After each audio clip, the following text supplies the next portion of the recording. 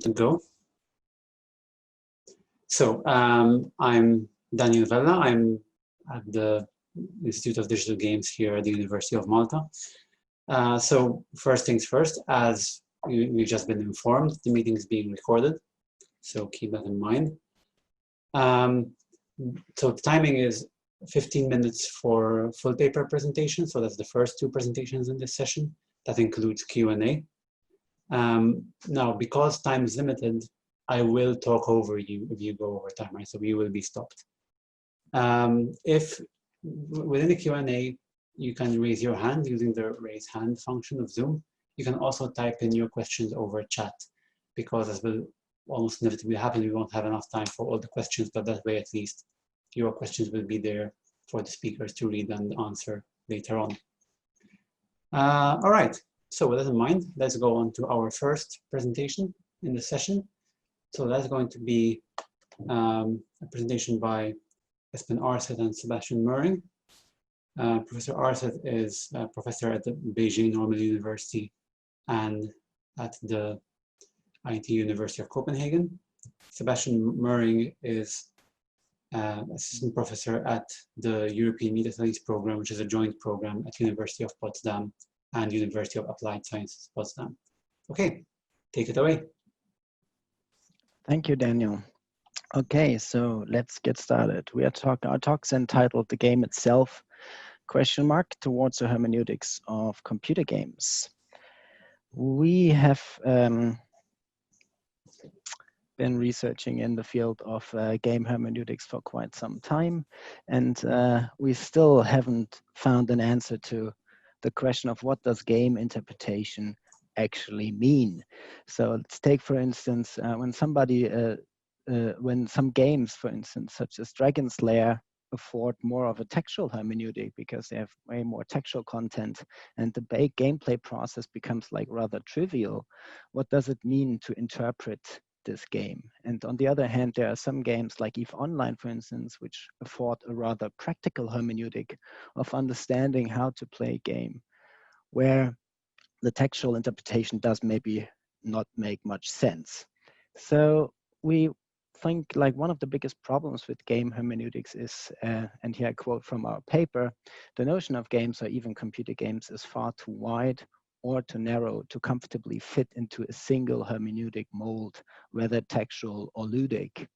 So, and for that reason, and with the indefinable and problematic category of games, there exists no stable ontology of what we're actually talking when we are interpreting games. There are some sub-ontologies possible, like man-color games or card games, but there's no viable ludo-hermeneutics theory so far that's giving us insights about what game interpretation actually means.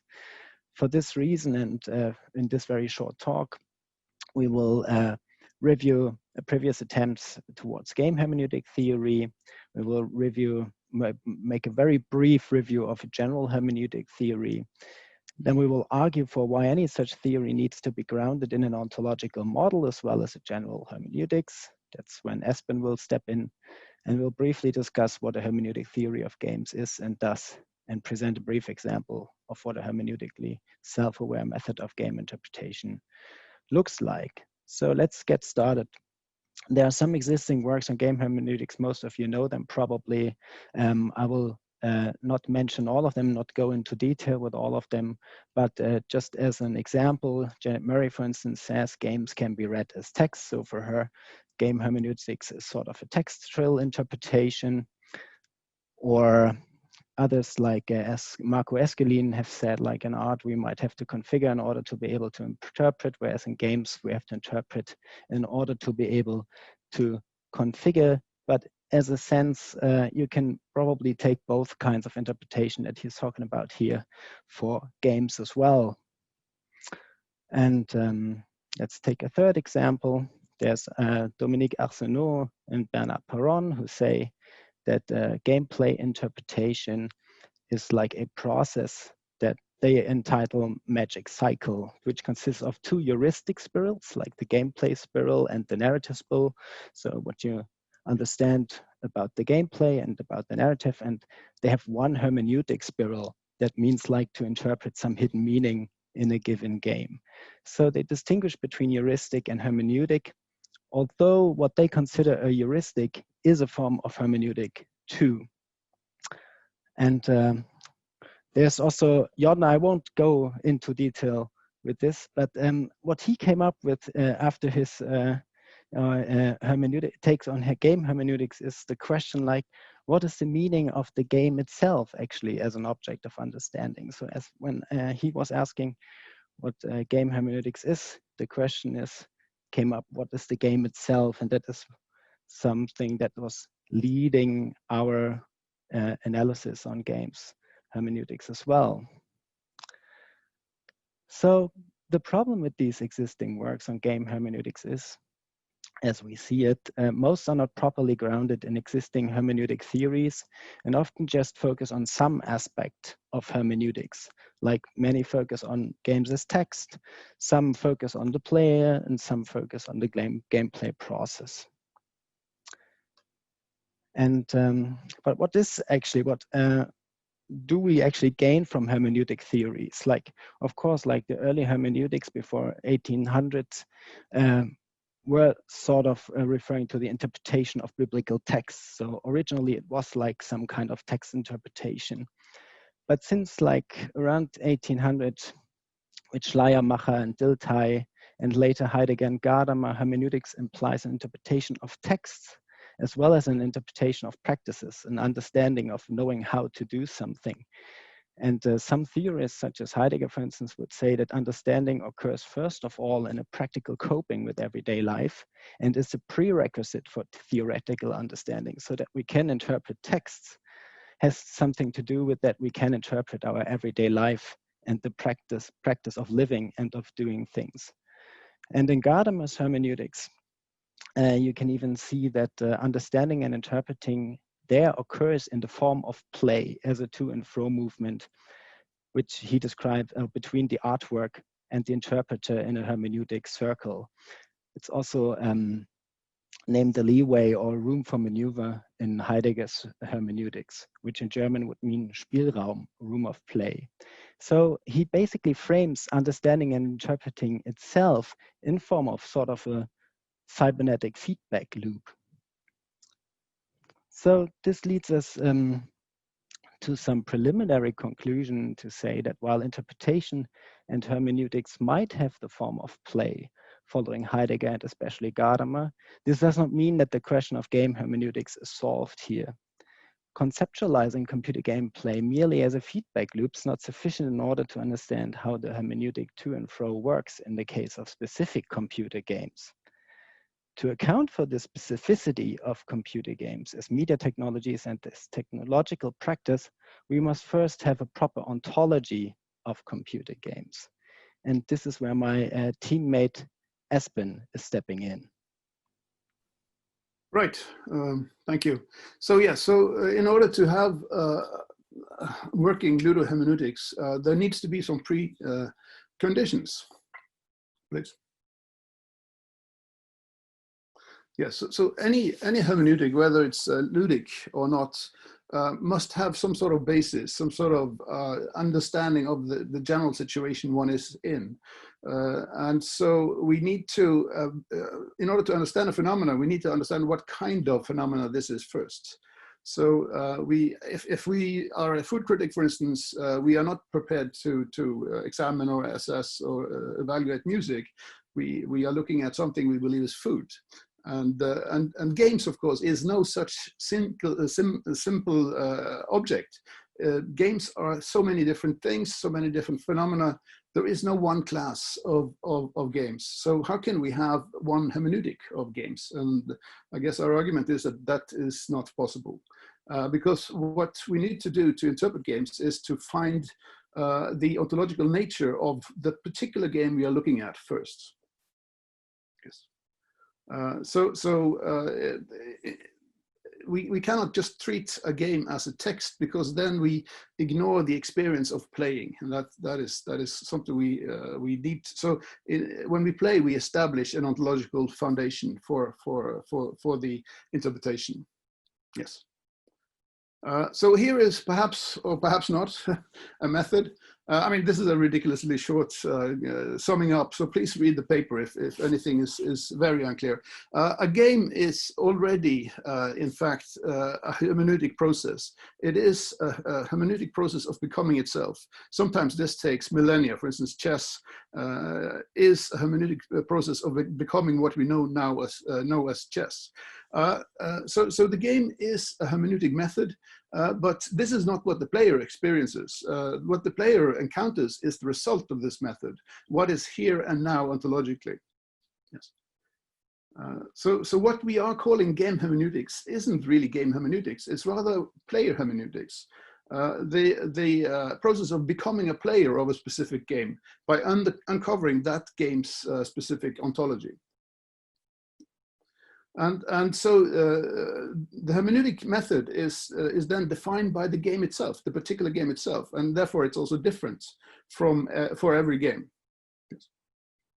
So there's no ludo-hermeneutic method as such, only pragmatic methods that are defined by particular motivations. Why are we looking at this game? Why are we interested in this particular game? What is our motivation? What is our research question, perhaps? Yes. So the universal method is to identify the game's ontology. And this is the first step of ludo-hermeneutics. And it's actually the only necessary step, because what happens after that is up to you and your need to interpret. So the rest is determined by the game type and the player's motivation. And on behalf of Sebastian and myself, thank you for your attention. And I guess we're ready for questions.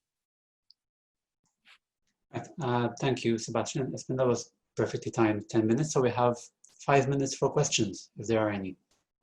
Please raise your hand if you want to speak, or type your questions in the chat.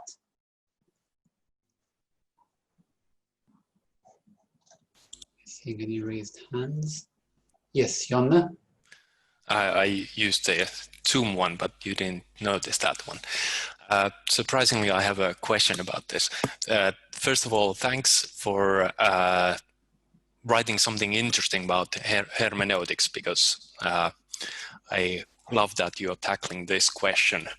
But I get this feeling that you're approaching it from exactly the opposite direction I would think most people would.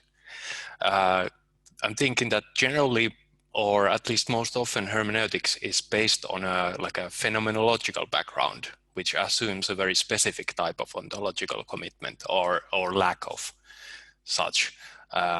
You, for example, mentioned Heidegger, where that would be clear. But you seem to be foregrounding ontological questions before phenomenological questions. And I guess I'm curious to hear how you see the relation between phenomenology and ontology, and why, unlike most previous hermeneutic approaches, you see ontology as preceding phenomenology. But my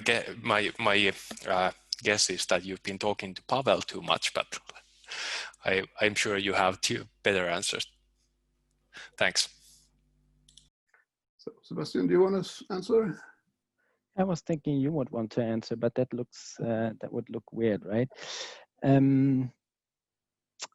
That's a good question, but it's not that we are seeing. I don't think that we are seeing ontology as primary in that way, but the idea is rather to say that through a phenomenological take, we are uncovering basically the ontology. This is just what is happening in the process of gameplay. That's what I would say. That's how we see it. But that doesn't mean that does exactly not mean that the ontology is there already, but it rather means that the ontology is being uncovered through the phenomenological process.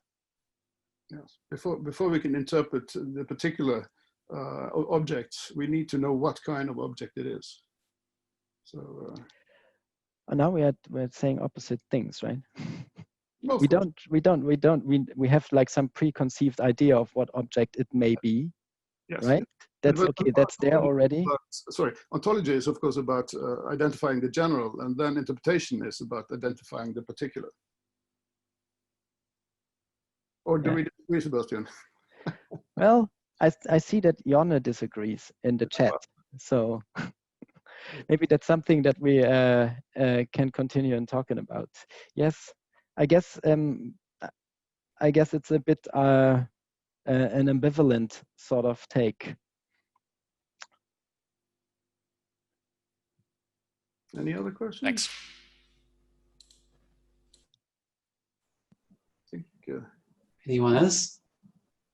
There was also an observation which was written out in the chat during the talk. Yes. Which might be something you might want to address. It's some I can read it out. So it says, would an interpretation of biblical text before 1800 also include sorrow retention, if not interpretation of religious practices? And of course, it sort of would be it, but hermeneutics itself did not refer to this interpretation of religious practices at that time. But obviously, with like the sort of modern hermeneutics, we would have to need to take this into account for interpretation. Obviously, so that's a very good good comment. So Jesper? Okay, so it's very interesting.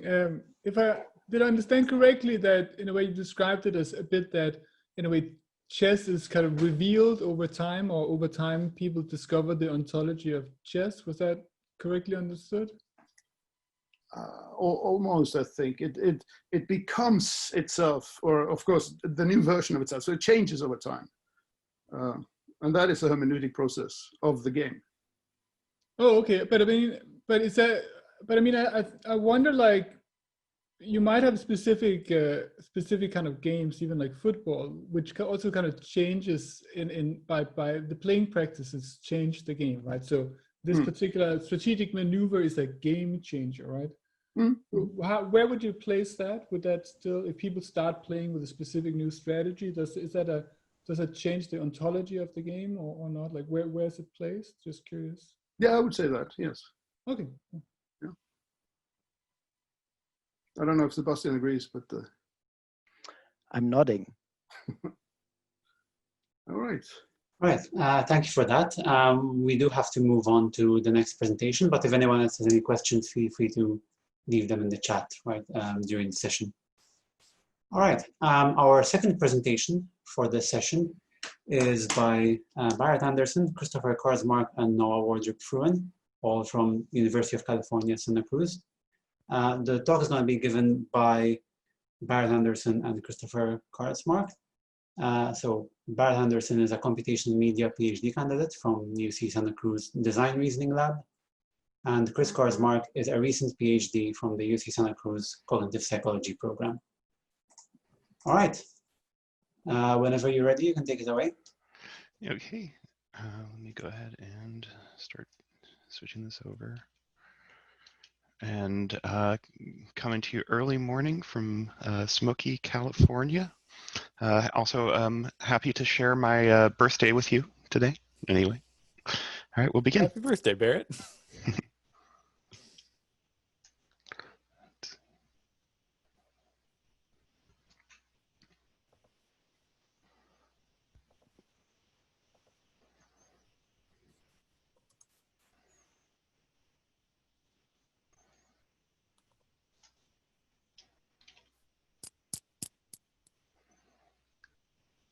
We're not getting sound. There should be sound here. Oh, let me fix that for you. Hold on a second. Sorry about that. Let me try. I apologize. I'm manipulating this again to try to make that happen. And let me go back to the, I practiced, of course, but always make a mistake in the moment. Let's try doing these things and see if this works better. The way that games convey meaning is understood through several critical lenses.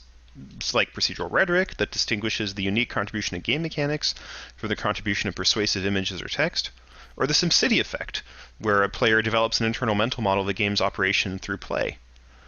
Inspired by these critical approaches, we supplement this work with a psychological lens, which explores these concepts in the context of typical player experiences. Briefly, at last year's FDG, we presented evidence that people do see rhetorical games as having a message, that the message that players see does not always match the designer's intention or the critic's interpretations, and that persuasive games sometimes quantifiably influence attitudes outside of the game, but that this was more likely if they combined procedural and traditional rhetoric. This left us with unanswered questions. What are the unique contributions of a game's mechanics to its persuasive effect? Are these persuasive effects moderated by players' in-game choices? To explore these, we created our own game. It's important to note here that data for this study was collected in 2018, which had a very different political and public health context than today. This is one of the screens you see while playing our game. It depicts criminals like beasts roaming around causing mayhem. Your goal is to decrease the level of crime in the city, tracked by the graph to the right. You can do that by deploying the actions listed at the bottom of the screen in individual squares on the grid, using your 4 resources per round. At the end of each round, the criminals move about the city and cause more crime. The overall message of this game is that if you can just lock away all the criminals, then crime will go away. This is another version of our game, which models crime more like a virus. The mechanics are loosely based on the board game Pandemic. Crime will arise in different areas depending on social and economic conditions, and your role is to try to improve conditions to decrease the overall crime rate. We also had 2 other versions of the game which didn't involve crime. One is literally about catching beasts rampaging through a city, and the other is literally about controlling the spread of a virus. While the theming was different, each was mechanically identical to its corresponding crime game. Thus, we were able to separately manipulate mechanics and theming. I should also mention that each of these went through many rounds of playtesting and revision. We had 110 participants, mostly female and mostly liberal. We asked about political affiliation because the study concerns attitudes about crime policy. Participants started with a pre-survey of questions about how they would address a hypothetical city's crime problem and how they think crime works. Then they play one of the literal games, either Beast or Virus, followed by one of the crime games. We randomized which version they played, so for some players, the game mechanics reinforced the narrative theme, while for others, the game mechanics contradicted it. Finally, they took a post-survey, which repeated the crime questions from the pre-survey, followed by questions about whether the game was making an argument, and some demographic questions. Here are the questions that we're trying to answer. First, was an argument perceived? Second, what argument was perceived? Third, did our game influence their attitudes or preferences? And finally, what did we learn from player behavior? When asked directly, the vast majority of participants thought the game was making some sort of argument. When measured on the rhetorical content scale we introduced at FDG last year, the degree of rhetorical content perceived was similar to another persuasive game that combines mechanics, text, and images to convey a message. Data from the light blue bars on the right are from the study presented last year. Participants were asked about their impressions of the game. We had a team of raters group these responses into categories, such as pro-prevention, which would include increasing education and community involvement. These are not all of our categories, just a sample. When asked what the game was about, most participants recognized that it was about crime. I should also note that these categories are not mutually exclusive, so they add up to more than 100.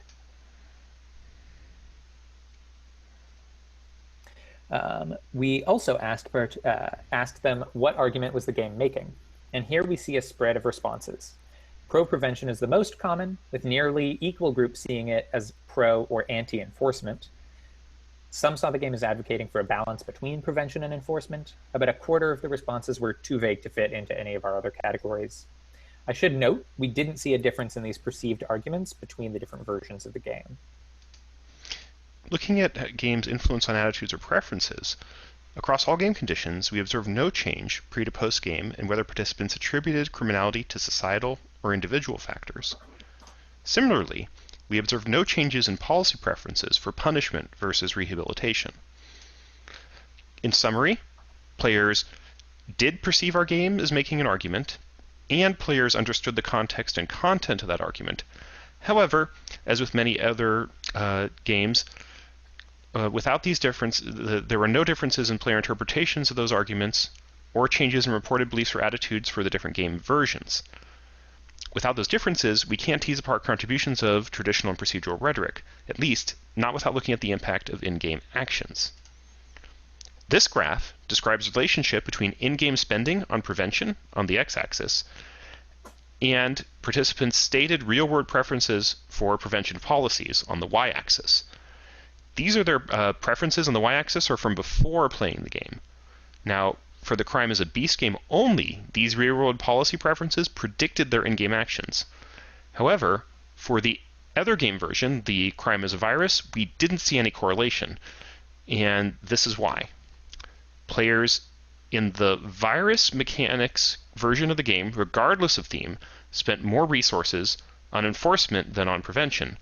That's because these actions were more optimal for these rules. When they had to, players played to win. And here's the consequence of that. This is the same graph, except now we're looking at policy preferences not before, but after playing the game. Now, for both of the crime-themed games, in-game actions correlated with post-game policy preferences. To reinforce that the context matters, this graph is now looking at the Beast and Virus-themed version of the game. In this graph, we see no relationship between spending on in-game actions on prevention and the policy preferences that they stated post-game. So, summary for this, player policy preferences predicted their in-game actions when it did not conflict with winning. That is to say, when it had to be, play was optimal, not expressive. When it did conflict, those actions were instead predicted by what the game mechanics rewarded.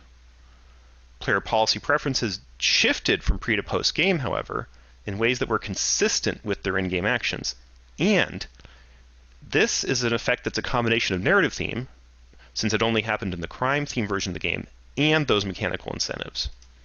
So, briefly considering the implications of this work, we believe that we have demonstrated that a psychological lens can complement the nuanced observations of games criticism, and evidence that we've provided that players are influenced by enacting the arguments that game systems make about the world has implications for design and for the ethics of simulation.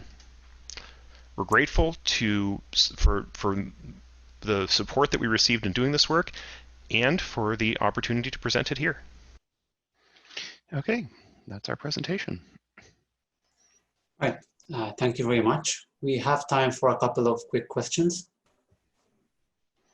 Okay. Are there any raised hands? Not yet, but there are a couple of comments already in the chat that you might want to start off by addressing. I can't see them with the way I've got the video sharing. Sure. Hold on a second. Let me... Well, you can read. There we go. Okay.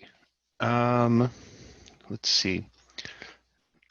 I guess I can try to summarize the comments here that were offered. If there is a question here. A couple of contextual points I'll make clearly is that what we saw was fairly similar to what we saw previously in terms of rhetorical games where people pick up on the messages, but we don't necessarily see that influence, obviously, but it's exciting to see that we can get that from their behavior there. I think I would say to answer that the question about the magic circle and whether we bring things out, I think, and this is I have to emphasize that this answer is speculative, that when you play a game system, it gives you a mental model for a complex system, probably one that you don't have in real life, and that when you are reaching for something in real life, you will, if that game system exists, that's at least a model, a system that you've learned. And if you don't have a better one, in reality, for something as complex and messy as like a city, you'll probably reach to the one that you have learned from a game. basically because you'll substitute a complex problem for a simpler one that you already know the answer to or can solve, and that this is also consistent with sort of other studies about metaphor and the way that people pick up things from that, that those kind of transfer does exist in that context. So there's every reason to think it would exist in this one, maybe more strongly, because instead of in those studies, because of the degree of enacting and internalizing that happens here with something like the SimCity effect. Yeah, this paper is actually partly inspired by a paper on metaphor that looks at how framing crime as either a virus or a beast changes how people understand crime.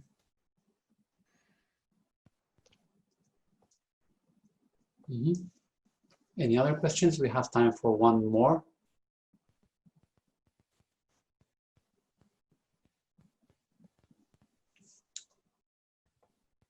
None yet that I am seeing. Oh, there we go. So the interesting thing with so whether or not context affects the game's interpretation. So I will say the way that our game was structured, as you saw, those players played both versions of the game, in the sense that they played something that had both a virus or beast theme, and then they played something that was crime theme. So in every case, it might be better to think of it as almost they played two levels of the game, one that was very literal, and then one that was metaphorical, to take that literal one and put it about crime, and either the mechanics matched that or did not. So in that sense, we from this did not that did not create different interpretations, and that was because they saw the same explicit context at the end for that overall, oh, it's bringing me a message about crime in the city, and at levels that are, like I said, consistent with other sorts of rhetorical games. The 60% is pretty high, honestly, for people to get the context of what the game is about. But it is it affected their. What's interesting here is that the context of their actions affected those policy preferences, but it didn't. We don't actually know if that context actually affected their explicit interpretation.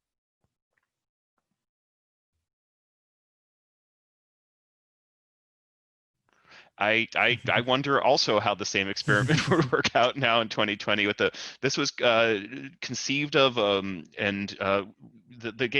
rhetorical game went through quite a few rounds of critique in times before the present day to get to the point where it was now. I think it would be a completely different study, a completely different one if we did it today. I don't know that I would even choose the same context, but it would be nice to generalize this for. I personally, I think on the one hand, yes, the context of this has changed. If I was going to do something like this again, I wouldn't do crime or viruses or anything. I would say, okay, can we generalize these ideas about internalizing these mental models for these complex systems and see if we can make those distinctions in some other way. It would also, this was invaluable. The reason we created our own, right, was so that we could create these different conditions so that we could instrument things so that we could get something like the in-game actions. If we had a game that we knew was effectively persuasive, but then it was also easy to instrument, easy to modify, which the problem is when we did this in the past, we had games that we have confidence in the procedural rhetoric of this, but they were monolithic. And so we had that sort of a challenge. So that's something else that would be helpful to expand this here, to try to look at other rhetorical games. But ideally, to get to disentangle their effects, it would be ones that are tweakable in those ways. And to add one other thing about the context of 2020, there are probably many more people who have mental models of how viruses spread that would not have had such a mental model in 2018. So that would certainly change the results. Which is fascinating, but might make it very difficult to interpret. Yeah. Well, but we should also, of course, reinforce the point that interpretation always happens on the background of existing understandings and mental models and prejudices and so on. Oh, absolutely. And to be clear, the point of this kind of a lens, right? The distinction here is this is a typical player's interpretation. This is not necessarily what a critic would bring to this, or not necessarily, there is this varied context. What we're doing is sort of a statistical summary so that you can then add to that, now this is a picture not necessarily of the most thoughtful or advanced or nuanced interpretation, but more sort of this is the naive interpretation for a typical player from this population. Yeah, so thanks very much for that. That was a fascinating paper, and the discussion is certainly ongoing in the chat. There are more comments you might want to address there, but I guess happily, I'll continue to also be on the Discord as well. Yeah, so we'll have to continue this on the chat on Discord because it's time to move on to our next speaker. Thank you very much. Thank you. So our next speaker is Renata Delia, who is a PhD candidate here at the Institute of Digital Games, the University of Malta, and she will be giving a presentation entitled Romantic Love in Games, Games as Romantic Love. Whenever you're ready. Yes. Hello. Can you all see my slides? Yep. Great. So as Daniel said, I'm Renata. I'm a PhD student here at the Institute of Digital Games, and I'll be sharing with you a small part of my research pertaining to romantic love in games. An overview of my talk and argument. I'm focusing on games in which the player is positioned on the role of a lone hero in an adventure to save the woman they love. Such games, I argue, follow the tradition of adventure romances that date back at least the 12th century France, South France. And in those romances, a particular understanding of love was shaped, which was called romantic love, love found in romances, and which is the experience of desire refined through personal suffering and sacrifice. I argue then that digital games offer to their players the experience of romantic love because they constitute challenges to the fulfillment of one's desire. To contextualize what I mean with romance and romantic love, romance comes from the medieval dialect of southern France, Languedoc, and originally meant written in the vernacular in contrast with literary Latin. Progressively, the term came to signify the works written in this language, which more often than not were about the fin amour, or romantic love between a knight and a lady. A love which was full of struggles, obstacles, and adversaries. In digital games, romance and romantic love is almost as old as the medium itself. Here we see Sheriff, a game by Nintendo in 1979, in which you play as a sheriff and you need to save a woman from a band of bandits. Of course, we have Luigi and Mario who try to save Princess Peach. Prince of Persia contextualizes its theme itself as you're an adventurer from a foreign land and you have to save the Sultan's daughter and the kingdom itself. And as Link, you have to save Zelda, and so on and so forth. Admittedly, the trope or the narrative itself has fallen out of fashion in recent years, but it still perseveres as in optional missions or parts of the game. In Broken Sword 2, as George Stolberg, you have to save Nicole Collard, who's your girlfriend, in the first part of the game. In Witcher 2, you have to save Triss, it's an optional mission to save Triss, who's your main love interest in the game. And as recent as Death Stranding, even though here the player saves the character's sister, the romantic love as a theme perseveres, and the game itself references to it, because when Sam finds out that he had to go and save her, he comments that, so am Mario and you're Princess Peach. So we see that many games use this narrative to make a player invested in the game and provide the reasoning for their actions. The player has to save someone, and for the game design to make the player invested in doing so, they place someone the character loves as at the end of the game, where the player has to save them, or at the end of the mission. This implementation has been heavily criticized for many reasons, list of which because it perpetuates gender stereotypes, binaries, it's sexist, as most of the times it's a woman that needs to be saved. I wholeheartedly agree with all of those criticisms, but in this presentation and paper, I focus on another type of criticism, that this design does not cater to the emotional investment of the player, because they don't actually interact with the person they're supposed to love, but this design rather cultivates a relationship of ownership rather than actual love. So my question is that, can this adversarial in nature design afford romantic love, or is it the tried formula? And essentially, or generally, can love ever be codified? To answer this question, I contextualize romantic love in its cultural paradigm. And as Housing explains, romances depict an era in which chivalry prevailed as an aesthetic and ethical ideal. Chivalry was a code of conduct which exalted personal suffering as a measure of self-worth. Love held a special place in signifying the refinement of self and culture. And the imperative characteristic of this type of love, of romantic love, and what attributed its importance was that it had to be challenging. It was through challenge and personal suffering that one proved to be chivalrous, and thus their sentiment gained the status of romantic love. Romantic love then is exactly this transcendence of desire through challenges, adversities, and obstacles. What is very interesting to note is that this transformation or experience thereof happened primarily in fiction rather than in real life. The transformation of human feelings to romantic love was mostly achieved in first and foremost literary works, or as Huizinga informs us, also in sports and games, tournaments and jousts. As he contends, medieval games were staged executions of romantic love. Therefore, I argue that digital games that follow this tradition are also designed experiences that allow their players the possibility to manifest and satisfy their desire of overcoming obstacles and proving to be better by the end of the game, thus showing themselves worthy of love.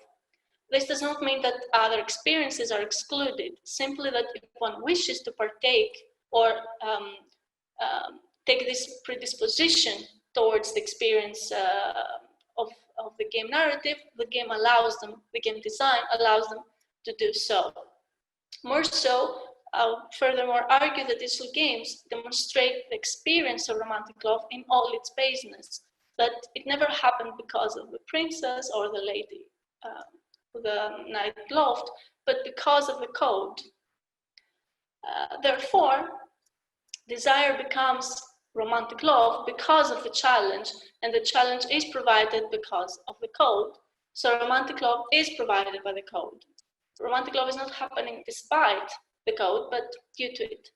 In physical medieval games, it was the code of chivalry conduct. In digital games, the code is encompassed in the game system itself, concerning both design and representation. Thank you for your attention. Thank you, Renata. We have time for one or two very quick questions, if there are any.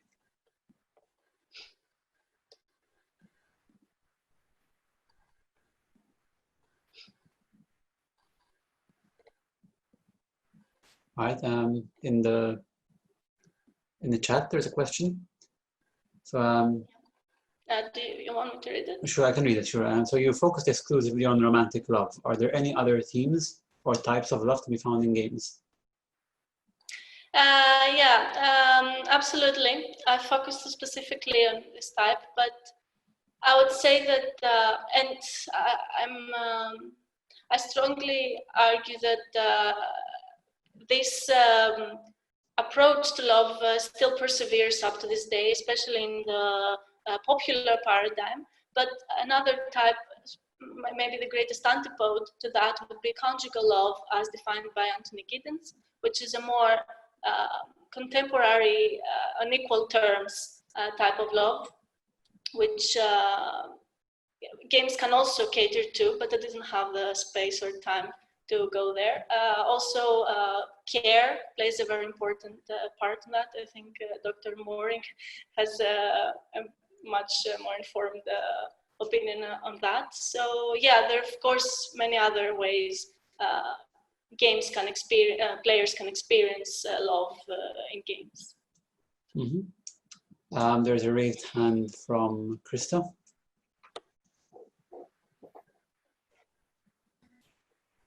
Thanks for that, Renata. So I'd just like to ask, because I'm actually following on from Stefano's comment there, romantic constructs. Are there games that come to mind that are more aware or seem to be more self-aware about their own status as a kind of construct?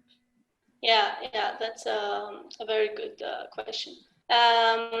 Actually, there are not that many, but there is one that for me hits the spot. It's called Loved by Alexander Osias. I think it's pronounced that way. And it's specific. I write more about it in the paper, and it specifically resembles Super Mario and shows how the player needs to follow the code and the prescripts of the code so as to get to the reward, which in that game is just a simple coin, showing that the experience itself is all about a fantasy that we attribute to love rather than an ontological existence in itself. Thanks. Plenty of other comments in the chat for you to catch up with. Unfortunately, we are out of time and have to move on to the next speaker. But yeah, we can continue these discussions in the chat or on Discord. Definitely in Discord. Thank you very much. But thanks again for that. All right, our final speaker for this presentation is Don Ford. So Don Ford is a PhD candidate at the IT University of Copenhagen. And his presentation is entitled Giantness and Excess in Dark Souls. Yeah, hello, I have a video to share, so I will try and sort that out. And just say in the chat if it is or isn't working. All right.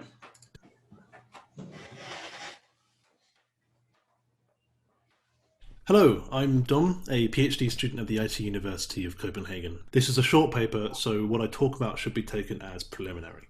Monsters have received a good deal of attention in game studies, but giants have not been dealt with specifically all that much. So I hope here to begin some conversations on the particular ways in which games deal with this particular kind of being that lies somewhere between human and monster. The age-old figure of the giant is a paradigmatic example of the monster of excess. This manifests at a physical level. Giants look human, but bigger, but also more broadly in their traits, behaviours and actions that can be considered desirable and human, but are taken to a monstrous excess. Donna Oswald uses the example of Grendel in Beowulf, whose grotesque consumption at Heorot takes the celebrated action of feasting to a horrifying excess. So for Oswald, the giant is that which man both abjects and desires.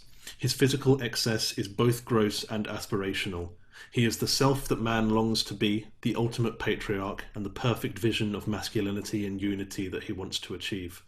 The giant's body is the more complete self to which the human man never can measure up. Giants in this way can be seen as a powerful embodiment of monstrous excess, which shows the need to limit what is desirable in our culture and exposes the line between human and monster that is maintained by fragile cultural and societal norms. So in this paper, I look at how the giants in the Dark Souls series are constituted in the game's systems. Work by scholars like Jaroslav Felch demonstrate that while video game monsters of course draw greatly from a range of literary, aesthetic, visual and cinematographic vocabularies in their construction, these elements cannot tell the whole story. There is more going on that is particular to games. So here I'm interested in how the game's systems, procedures, mechanics and interfaces render excesses and create and demarcate the giant. But just before I look specifically at that question, it's important to outline the context of giants in the Dark Souls lore and game world, so we can establish how the game integrates with that mechanically. And in that sense, Dark Souls is a game world with excess and giants at its very centre. The city of Anor Londo, for instance, is spatially and aesthetically a city of and for giants, with enormous rooms, staircases divided into tracks for human-sized beings, and a central one for giants. Manus is an example of a giant who appears as a boss in the expansion Artorias of the Abyss, He's said to be the way he is due to a literal excess of humanity, which is a substance with a particular meaning in the Dark Souls universe. And it's also about the downfall of these excesses. So Anor Londo is a lonely ruin by the time the player arrives. Gwyn, a giant who is first of the gods and lord of fire, serves as the game's final boss, but is a ragged husk diminished to the Lord of Cinder by the time the player fights him. So through these depictions and their framing, Dark Souls instills the player with a sense of futility.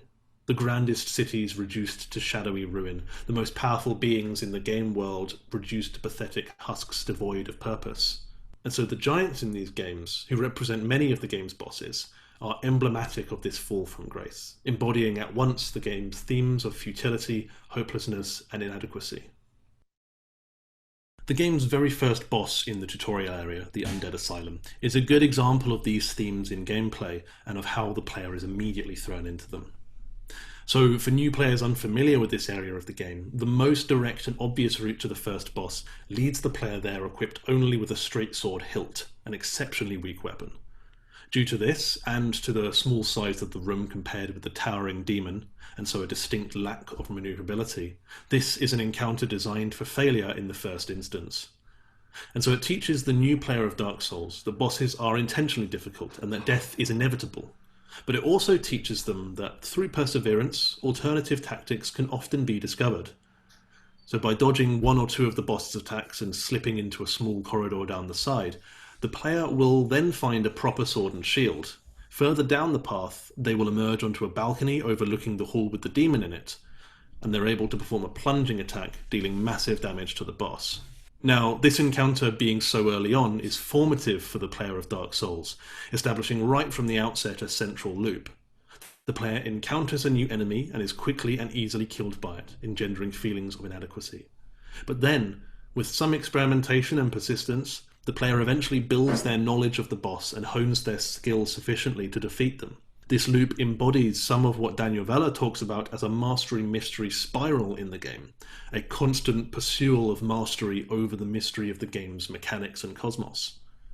So in following the game's theme of inadequacy, it's fitting that the giant bosses dwarf the player character. Their great size also fosters this by restricting the player's movement. The boss simply takes up so much space that it's often difficult to move and position oneself properly. And finally, the series giants also work against the player's interface.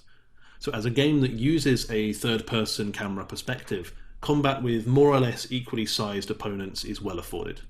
The player can see their avatar, their opponent, and the surroundings with ease. Environmental hazards can be anticipated and planned for at the same time as observing the enemy's patterns. But the game's giant bosses are not so well afforded, because their size is not accounted for by the camera and interface. The camera could, for instance, zoom out so that you can see the whole fight, or when parts of the boss block your view, they could be turned translucent.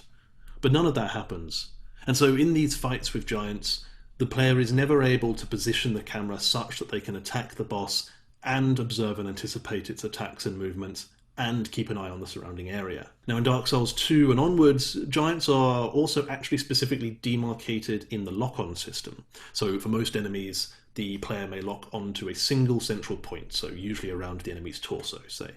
But for giants in the second game onwards, each individual limb also has a separate lock-on point. But while this aspect does somewhat alleviate the camera issue I mentioned, it doesn't solve it. You still often end up in a cramped arena, backed into a corner, unable to see anything because the giant's thigh blocks your entire camera view. And so in these ways, the giants of Dark Souls bring to the fore the limitations of the player's interface, which otherwise seems intended to be a helpful, unobtrusive, and non-diegetic frame for the player to act in the game world. And so this, I argue, can be read as a form of excess. The giants sort of spill out of the game's frame, constituted by the camera and interface, and so are engendered with this sense of being too big, being in excess. And so this is just a brief run-through of an already brief paper. But what I hope to have demonstrated with this example is how excess can manifest ludically. The game's themes of inadequacy, futility, hopelessness, and the sublime are brought to the fore by representational and aesthetic elements, but they find a particularly powerful ludic embodiment in the game's giants and in the ways in which the game's systems and interfaces deal with those giants. So thank you for listening.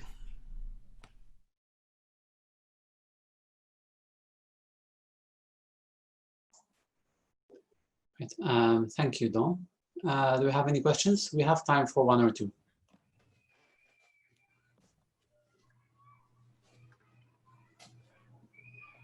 All right, we've been told we have to keep it quick. So if there's any quick question, all right, there's one by Sebastian in the chat. Could it be that being able to see the gigantic architecture or the sublimity of the landscape can be considered some kind of reward after you finish an opponent? That's a good point, actually. I think definitely, I've touched on this kind of here a bit, but elsewhere as well, that like just arriving at an Orlando in the game for people who are familiar with it is like a reward in itself because of the sort of sublime vista that you get. So I think on the macro level, that's definitely true, and that could probably sort of go down into the micro level of individual boss fights as well. Yeah, because I mean, I often, after I finish a boss, just sort of take in the surroundings that I can finally see without fearing for my life. Yeah, I am afraid that we have to move on to the next session of the conference, so that's what we have time for. But please join me in thanking all of our speakers in this session. Right, we've had 4 excellent, extremely engaging presentations. Please do continue the discussions on Discord if you still have questions or comments. Yeah, a round of applause for everyone. Thank you.